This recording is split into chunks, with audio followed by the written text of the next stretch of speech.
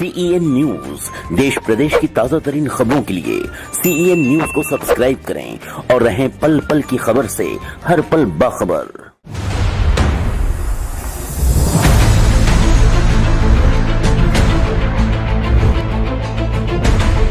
महाराष्ट्र के पूर्व सीएम देवेंद्र फडणवीस ने एनसीपी नेता नवाब मलिक के ऊपर कई गंभीर आरोप लगाए हैं। उन्होंने मंगलवार को प्रेस वार्ता आयोजित करते हुए कहा कि नवाब मलिक का सीधा संबंध अंडरवर्ल्ड से है। मुंबई में उनके और उनके रिश्तेदारों द्वारा खरीदी गई 5 जमीनों में से सीधे 4 का संबंध अंडरवर्ल्ड से है। देवेंद्र फडणवीस ने सवाल किया कि अगर नवाब मलिक का संबंध अंडरवर्ल्ड से नहीं है तो उन्होंने मुंबई में धमाके करने वालों से जमीन क्यों खरीदी।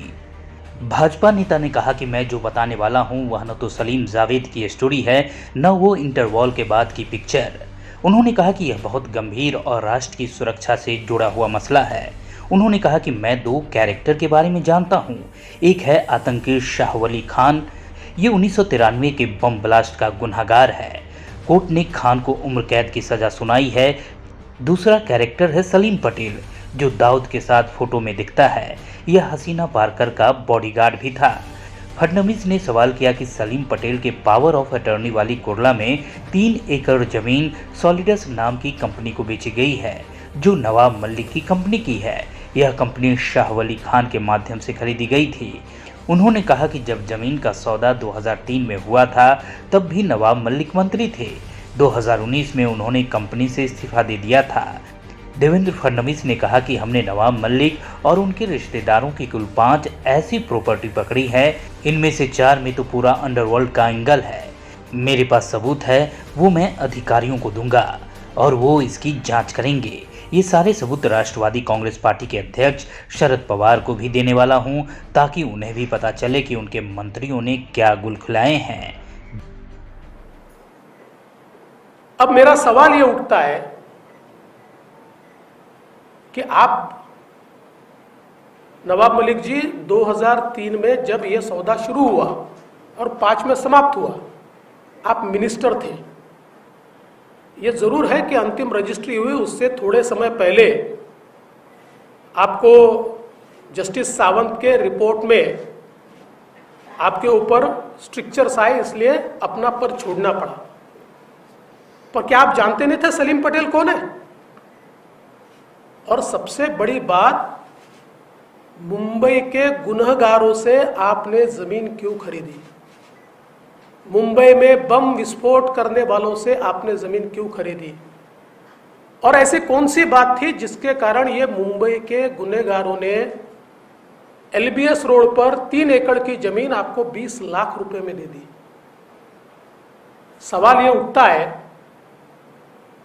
कि इनके ऊपर टाड़ा था, टाड़ा उस समय। ये शायद बेल पर बाहर आए होंगे, इसलिए वो कर पाए, वो अभी उसमें असर्टन नहीं कर पाया। इनके ऊपर टाड़ा लगा था। और टाड़ा का अगर आप कानून देखें तो टाड़ा के कानून में टाड़ा का जो आरोपी होता है या कन्विक्ट होता है, उसकी सारी प्रॉपर्टी सरकार जब्त करती है। उसको सरकार जब्त करने का प्रावधान है। तो क्या यह टाड़ा के आरोपी की प्रॉपर्टी जब्त न हो, इसलिए फिक्टिशियस कंसिडरेशन के ऊपर आपको ट्रांसफर की गई? और हम अगर ये देखें तो इसमें बहुत स्पष्ट रूप से यह दिखाई पड़ता है कि ये जो सारा व्यवहार हुआ है, इस व्यवहार में तो इतनी उथल पुथल है कि आप लोग हैरान रह जाएंगे। मैं वापस कहता हूं कि आप लोगों को कंफ्यूज नहीं करना चाहता, क्योंकि 2003 में इसी प्रॉपर्टी में वो टेनेंट भी बने, उन्होंने अपने टेनेंसी ट्रांसफर भी की, वापस उन्होंने उसको खरीदा। और इसलिए ये सीधा संबंध अंडरवर्ल्ड से दिखाई देता है। आपने अंडरवर्ल्ड से, और उसमें भी मुझे इस बात का दुख है, आप मुंबई की उस विभीषिका को याद कीजिए जिस समय मुंबई में बम विस्फोट में हमारे मुंबई करों के चीथड़े उड़ते हुए हमने देखे, चीथड़े। और हमारे चीथड़े उड़ाने वाले में जिन्होंने आरडीएक्स भरा,